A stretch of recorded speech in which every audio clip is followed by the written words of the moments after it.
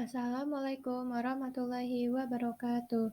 Saya Jauza Udisa Fitri dengan NIM 21051214071 dari Prodi Sistem Informasi kelas 2021A. Pada kesempatan kali ini saya akan menjelaskan tentang algoritma penjadwalan Shortest Job First atau SJF. Penjelasan algoritma SJF. Algoritma SJF adalah algoritma yang menjalankan setiap proses yang ada pada ready queue akan dieksekusi berdasarkan burst time terkecil. Hal ini mengakibatkan waiting time yang pendek untuk setiap proses. Jenis algoritma SJF sendiri dibedakan menjadi dua. Yang pertama, ada jenis algoritma SJF non-preemptive.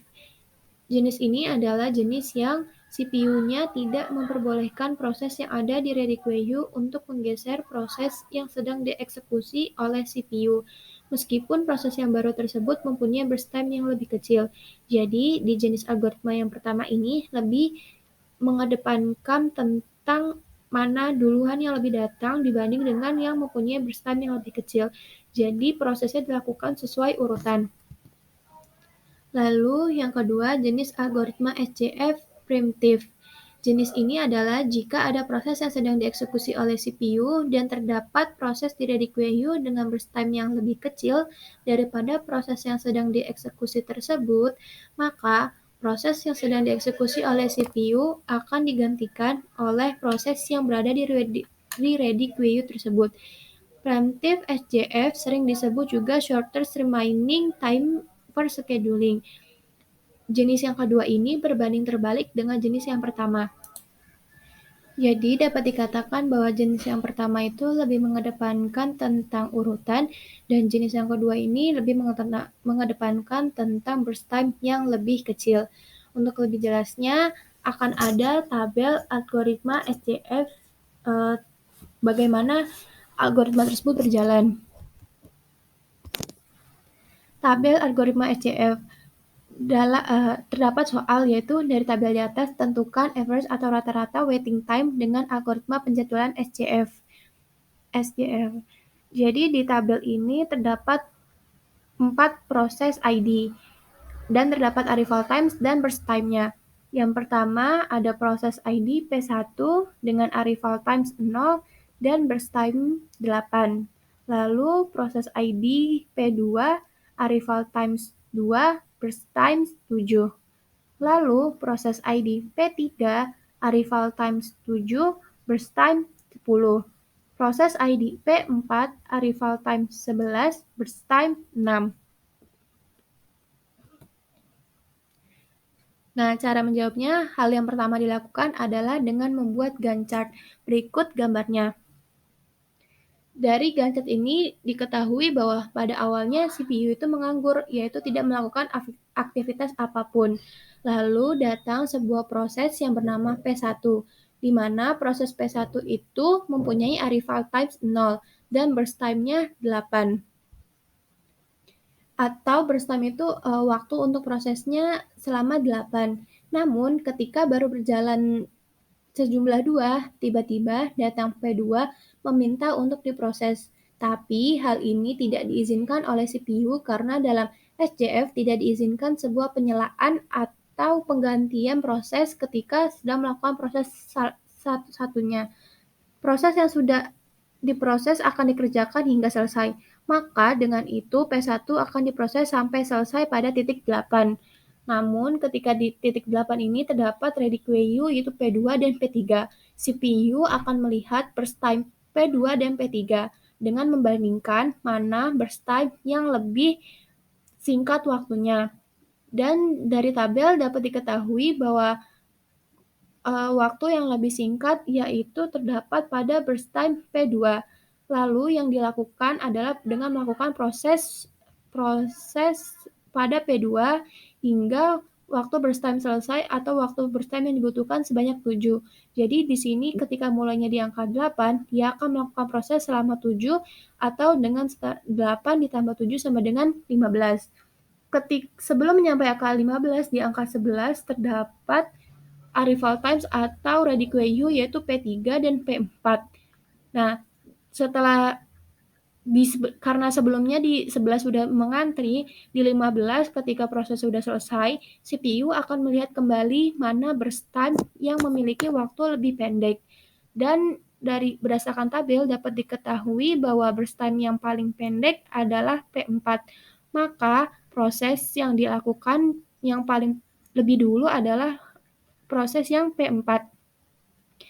Karena burst time-nya membutuhkan 6, sementara proses burst time P3 membutuhkan 10.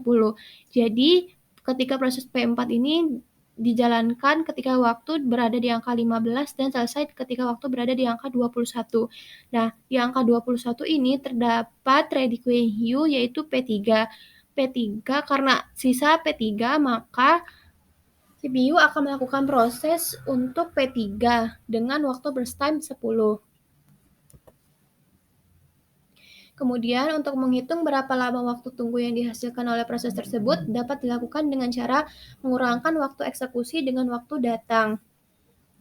Dari tabel diketahui bahwa waktu eksekusi P1 adalah 0 dan waktu datangnya 0, maka waktu totalnya adalah 0.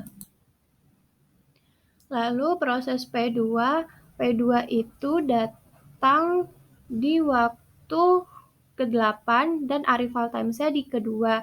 Maka 8 dikurang 2 sama dengan 6.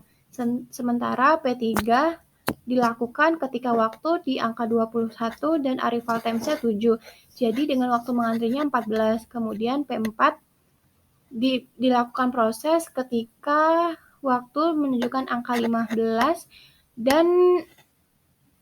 dan arrival time-nya di angka 11, maka 15 dikurang 11 sama dengan 4. Lalu total proses waiting time-nya adalah 24. Terakhir, cara menghitung rata-rata dari waiting time semua proses tersebut adalah dengan melakukan atau memasukkan angka ke dalam rumus ini. AWT atau average waiting time adalah total dari waiting time semuanya dibagi banyaknya proses. Total waktunya kan ada 24, lalu total prosesnya ada 4, jadi 24 dibagi 4 sama dengan 6. Jadi dapat disimpulkan bahwa rata-rata waiting time dari tabel yang sudah diperlihatkan tadi adalah 6 milisecond. Lalu apa saja sih implementasi SCF pada kehidupan sehari-hari? Yang pertama ada implementasinya adalah ketika pemesanan ojek online. Saat memesan pada aplikasi ojek online, sistem menjadwalkan pemilihan driver dengan jarak yang terdekat. Hal ini dilakukan untuk meminimalisir waktu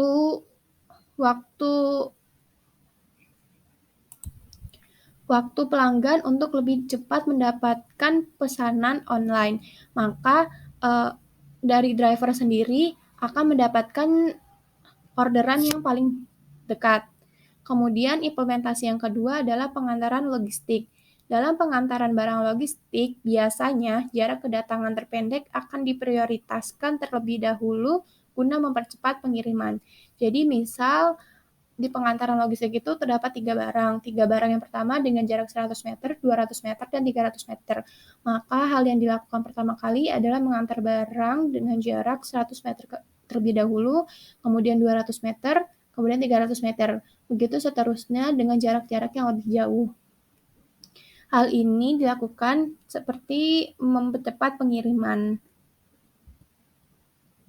Kemudian implementasi yang ketiga adalah dengan pekerjaan yang lebih mudah atau senang dilakukan terlebih dahulu setelah selesai baru mengerjakan yang sulit.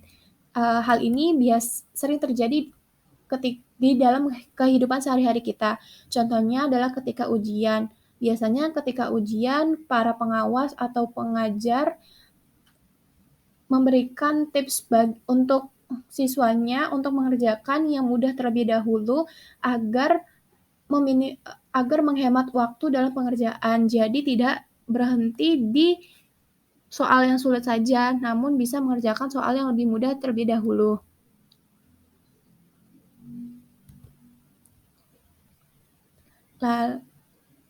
Lalu selanjutnya ada kekurangan algoritma SJF. Kekurangan algoritma SJF ini yang pertama, susahnya untuk memprediksi burst time proses yang akan dieksekusi selanjutnya. Karena untuk memprediksi burst time tersebut harus menunggukan proses selesai. Jadi harus membutuhkan waktu yang mungkin agak sedikit lama daripada menggunakan algoritma yang berurutan. Terus yang kedua, kekurangan algoritma SJF adalah proses yang mempunyai burst time yang besar akan memiliki waiting time yang besar pula, karena yang dieksekusi terlebih dahulu adalah proses dengan burst time yang lebih kecil. Hal ini mengandung negatif bagi sesuatu yang memiliki prosesnya besar, karena dia harus menunggu lebih lama dan waktu eksekusinya pun sudah lama, dia harus menunggu lebih lama, maka proses untuk mencapai proses selesai tersebut menjadi lebih lama juga. Selain ada kekurangan, algoritma SJF juga memiliki kelebihan. Kelebihan algoritma SJF adalah paling optimal. Kenapa paling optimal? Karena algoritma ini memberikan minimum waiting time untuk kumpulan proses yang mengantri, dan karena hal tersebut, maka waiting time rata-ratanya juga menjadi pendek. Jadi meskipun algoritma ini mengutamakan burst time yang paling kecil, dia juga menyebabkan waiting time-nya yang menjadi pendek. Seperti tabel yang sudah saya jelaskan tadi, dapat diketahui bahwa proses yang memiliki burst time lebih kecil akan dikerjakan lebih dahulu, maka hasilnya rata-ratanya menjadi lebih pendek. Karena SJF juga selalu memperhatikan rata-rata waktu respon terkecil, maka sangat baik untuk proses interaktif. Umumnya, proses interaktif memiliki pola, yaitu menunggu perintah, menunggu perintah, dan menjalankan perintah, begitupun seterusnya. Masalah yang muncul adalah tidak mengetahui ukuran job saat job masuk. Untuk mengetahui ukuran job adalah dengan membuat estimasi berdasarkan kelakuan sebelumnya. Prosesnya tidak datang bersamaan, sehingga penetapannya harus dinamis. Penjadwalan ini jarang digunakan karena merupakan kajian teoritis untuk membandingkan turnaround time-nya. Dalam sistem operasi dikenal istilah multiprogramming yang bertujuan untuk memaksimalkan penggunaan CPU dengan cara mengatur alokasi waktu yang digunakan oleh CPU, sehingga proses berjalan sepanjang waktu dan memperkecil waktu. Oleh karena itu, perlu adanya penjadwalan proses-proses yang ada pada sistem.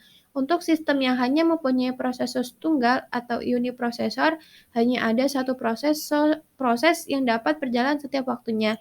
Jika ada proses lebih dari satu, maka proses yang lain harus menunggu sampai CPU bebas dan siap untuk dijadwalkan kembali. Penjadwalan berkaitan dengan permasalahan pemutusan proses mana yang akan dilaksanakan dalam suatu sistem. Proses yang belum mendapat jatah alokasi dari CPU akan mengantri di ready queue. Algoritma penjadwalan berfungsi untuk menentukan proses manakah yang ada di ready queue yang akan dieksekusi oleh CPU.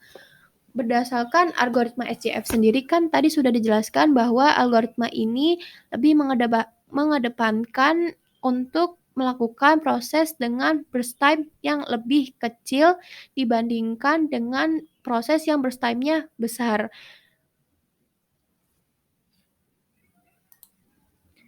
Contoh lain dari algoritma SJF ini, kelebihannya yaitu bahwa rata-rata lama tanggap ini lebih singkat dibandingkan dengan rata-rata untuk penjadwalan FIFO. Misal, ada 4 buah proses yang datang berurutan, yaitu P1 dengan arrival time pada 0,0 dan burst time 7, dan P2 dengan arrival time pada 2 dan burst time 4, P3 dengan arrival time pada 4 second dan burst time 1, P4 dengan arrival time pada 5 dan burst time 4.